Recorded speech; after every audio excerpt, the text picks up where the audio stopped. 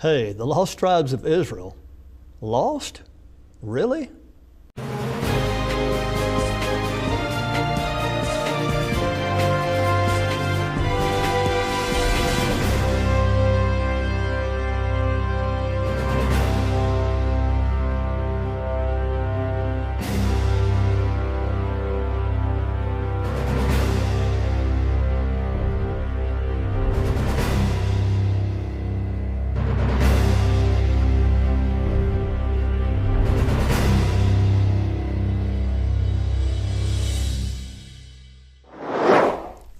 Greetings, I'm David Brett here with Roger Norman bringing you Revealing the Truth. Today we have a special continuation and a closure on the 10 tribes of Israel, or the lost tribes of Israel.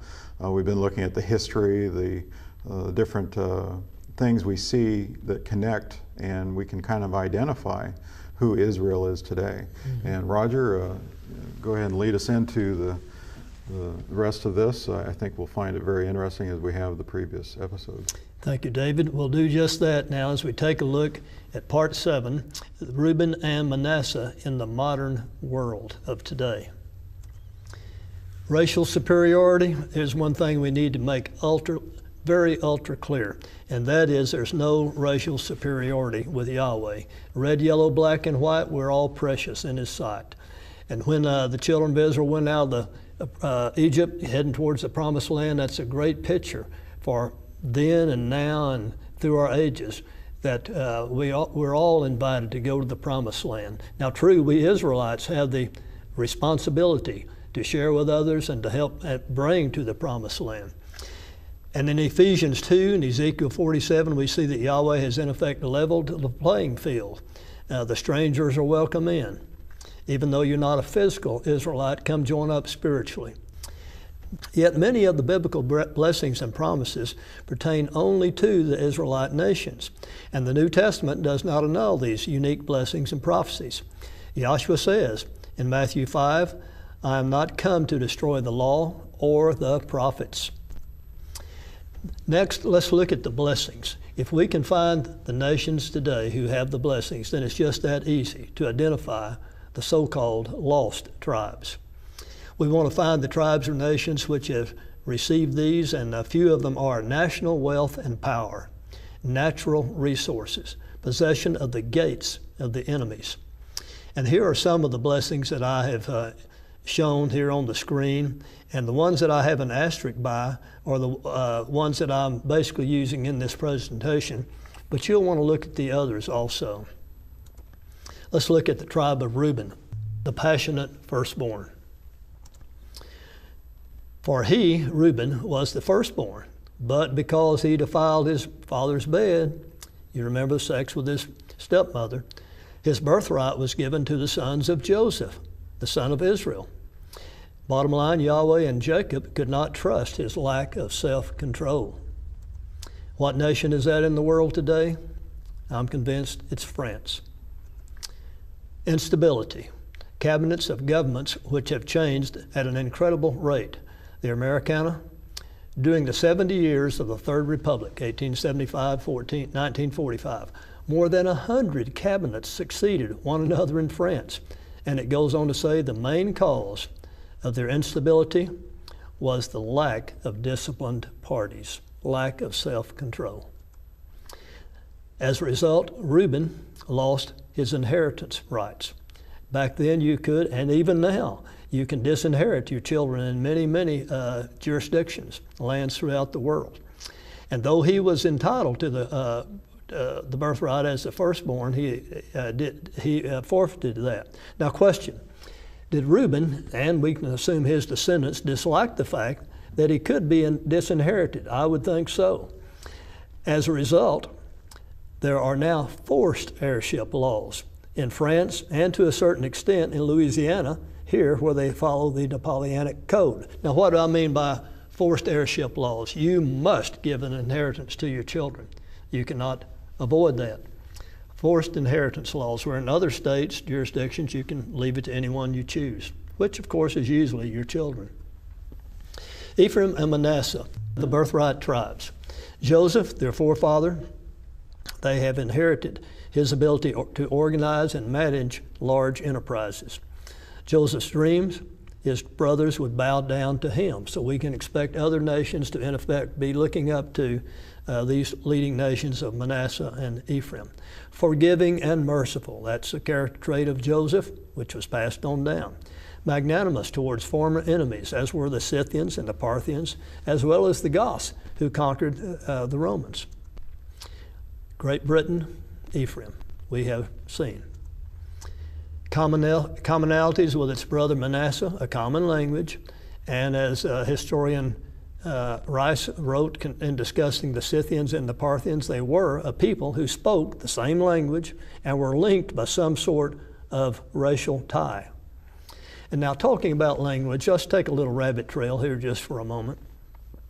Is there any evidence that our English language derives from the Hebrew? Well, according to the Jewish Encyclopedia here, no evidence whatsoever.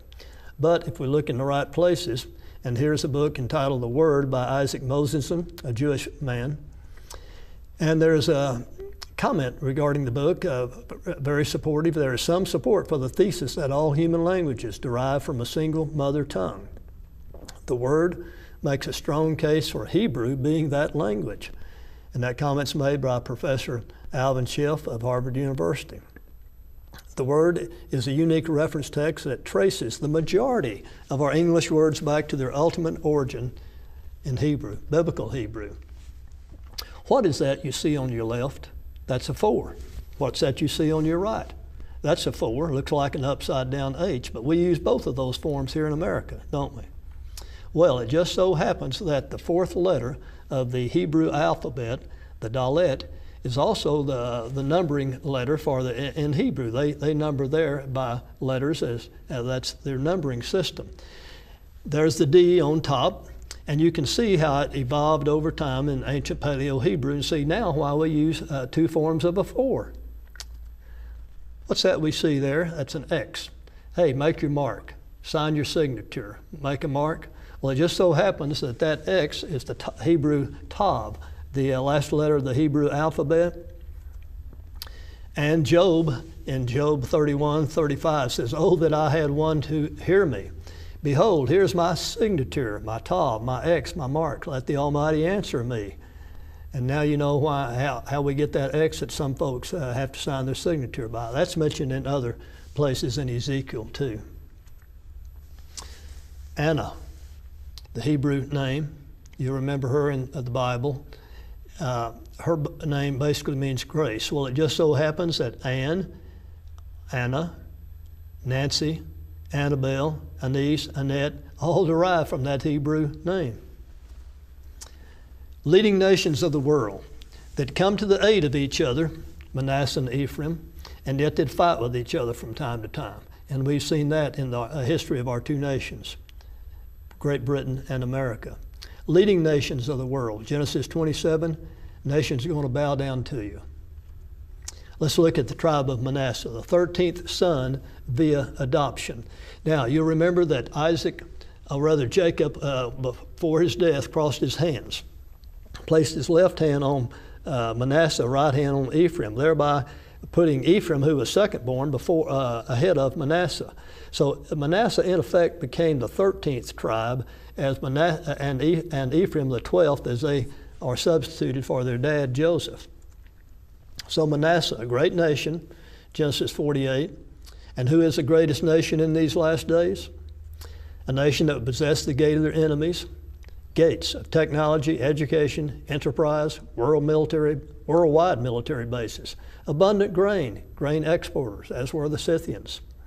That nation, America. I used to be asked or hear this discussion in various biblical classes, hey, where is America in prophecy? I didn't know, but now I see it's all over the place in the form of Israel. Speaking of American Great Britain. Manasseh, merciful and generous, rebuilding former enemies, and that's what we've done. Japan, Germany, the most generous, merciful nation in the history of our planet. And mistreated, misrepresented, yet we cannot help being generous. It's just a part of our genetic trait that we inherited from our forefather Joseph. We can't get around it.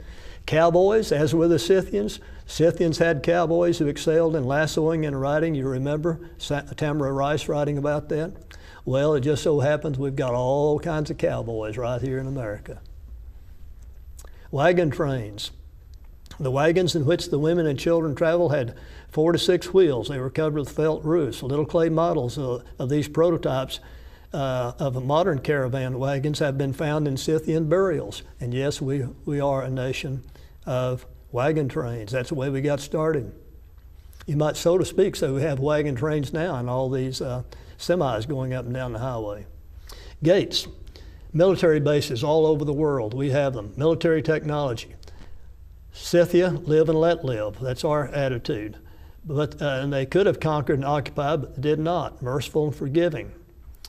13 is stamped all over us. A nation born of 13 separate colonies, an original flag, 13 stars, 13 stripes, a crest of an eagle, clutching an olive branch and a clump of arrows in its talons, signifying its desire for peace, but its ability to wage war, an emblem similar to that of Scythia. There's our emblem right there, the olive branch and the arrows. There's the emblems of Scythia, very similar to ours, you'll see. An eagle with 13 arrows in one talon, 13 leaves on the olive branch in the other talon, 13 berries on the olive leaves, 13 bars in the shield over its body, 13 letters in the phrase, "Eu pluribus unum," out of one, many, one, 13 stars over its head, 13 constellations over the stars. Back then in the land of Israel, divided by a great river, the Jordan, the tribe of Manasseh was. 2 tribes, half tribe on either side. Same thing now, they're divided by the Mississippi. So in summary, from Scythia to Parthia to the Gothic, Germanic, Teutonic tribes to Britain, United States, France, and other countries.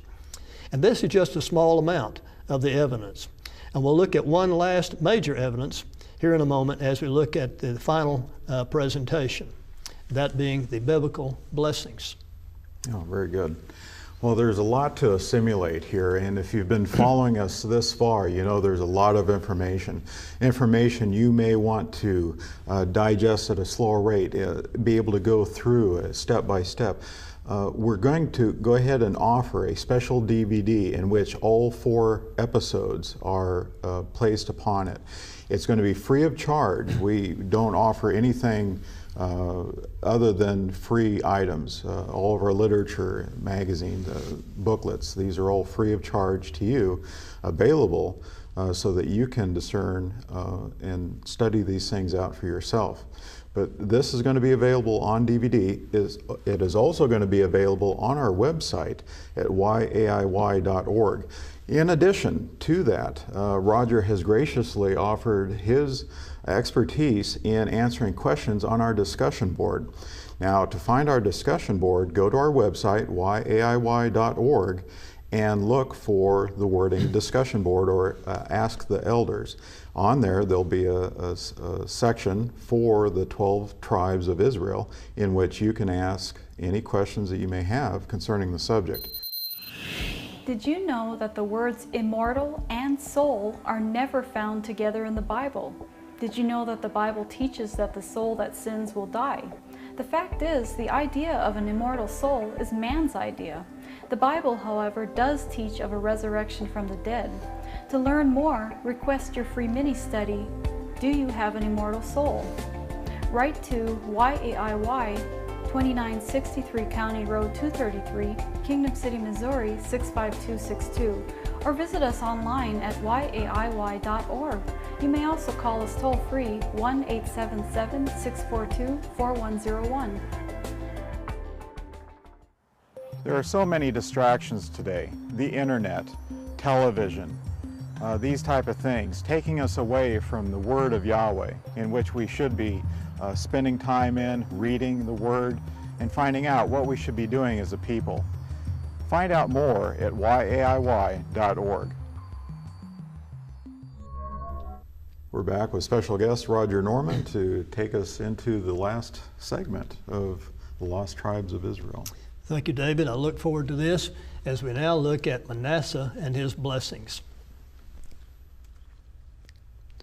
The United States of America, It's clear to me as can be that we are indeed Manasseh. Let's look at these blessings, rehearse them.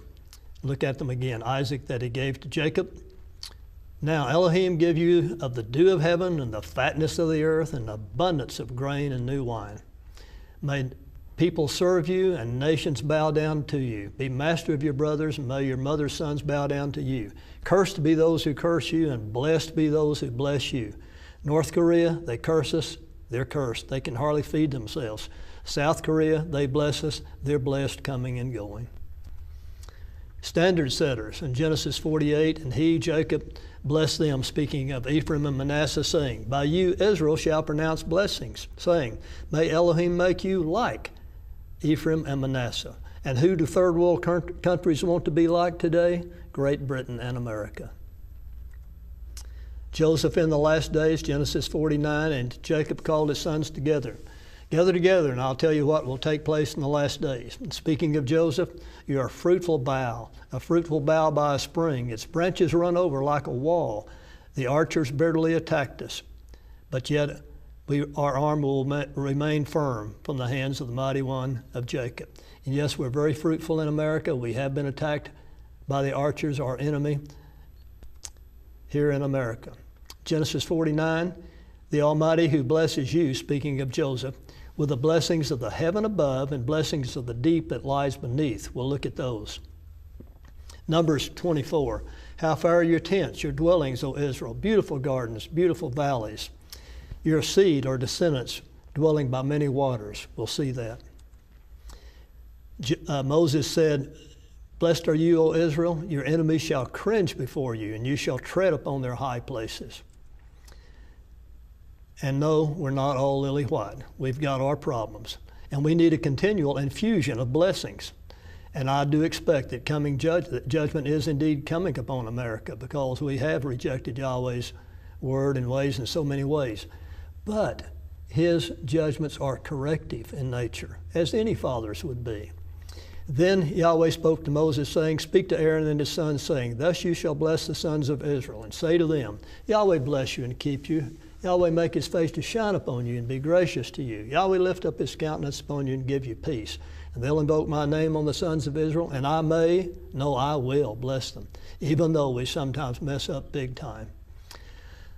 One of the blessings, all the families of the earth shall be blessed through these Israelites. And of course, Yahshua is the blessing par excellent. And throughout the years, which two countries have sent more missionaries throughout the world than any other in world history? America, Great Britain. Technology, who made the chip? Who developed that? Right here in America. Technology to rescue Russian sailors trapped hundreds of feet below the surface, developed here in America, blessing those Russian sailors. Telephone, telegraph, internet, aircraft, air travels, spectacular oil and gas drilling technology, GPS satellites, developed here in America. Technology pioneering brain surgery. Agricultural technology. We develop it in this nation, use it, basically end up giving it away to other nations to help them feed themselves.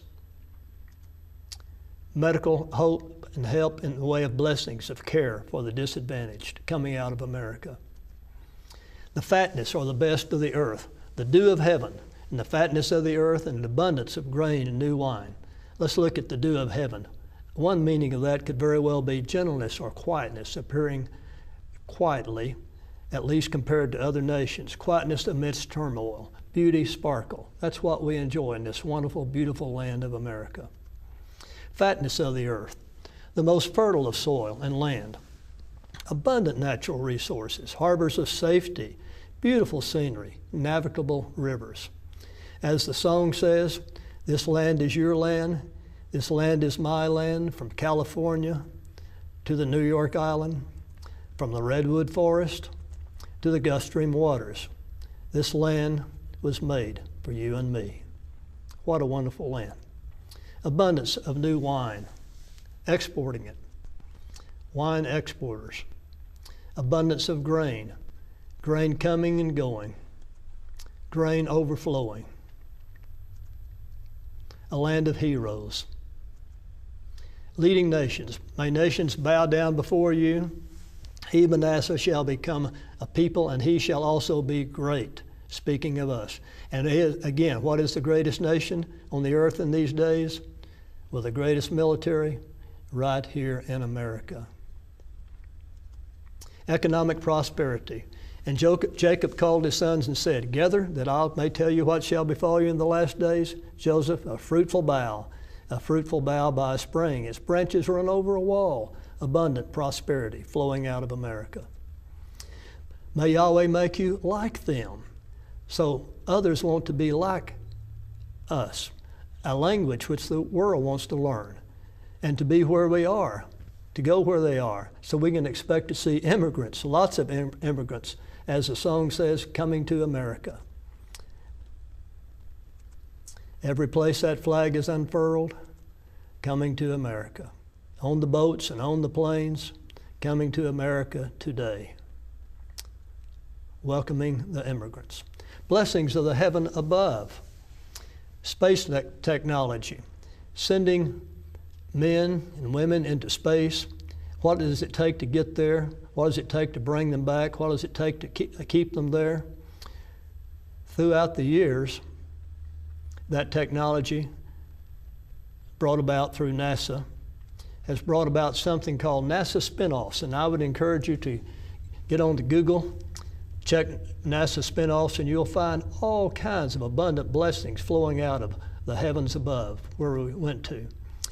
For example, breast cancer detection, laser work, vision improvement, digital infrared imaging, anti-shock garment and equipment coming out of NASA. By the way, the word NASA, what does that mean in Hebrew? There literally is a Hebrew word NASA, and it means to lift up. Houston, we have lift off. Blessings of the deep that lies beneath, oil, gas, coal, natural resources. Question, what country has more oil and gas reserves than any in the world? Right here in America. And let's pray and hope that our ecologists will open up and we can go and take the wonderful blessings stored for us right here in our land beneath the soil. Drilling night and day. Blessings of royalty income to these families over and across our land. Key gates, Panama Canal. Who controls the Panama Canal? Well, you might say, well, in 1999, we gave it to Panama. And that's exactly right, we did. So who controls it in name? Panama. But who controls it in fact? Let's just imagine that shipping was shut off to American vessels through the Panama Canal for 1 hour. What would happen? It's called control de facto. In fact, gates of technology, education, economic prosperity. Just suppose Germany and Hitler had won World War II, or Tojo and Japan had won World War II, or China and Russia possessed the gates of the atom, the bomb, before the descendants of Jacob. Can you imagine what this world would now be? Your enemies shall cringe before you. Moses blessed us with that blessing, and now you know why enemy pilots don't sleep well. Armies that down through the years have liberated peoples, oppressed peoples, sacrificing lives, going forth to bring forth freedom and restore freedom to those around them. Blessed on the ground and in the air.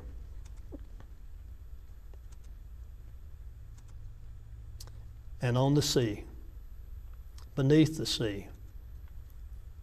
Greatest military in our nations and in the world's history.